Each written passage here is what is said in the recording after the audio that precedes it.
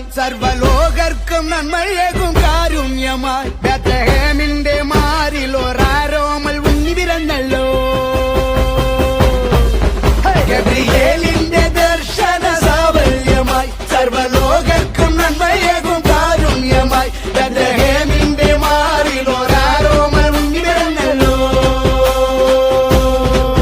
വിണ്ണിൽ താരകൾ പുഞ്ചിരി തൂകി മണ്ണിൽ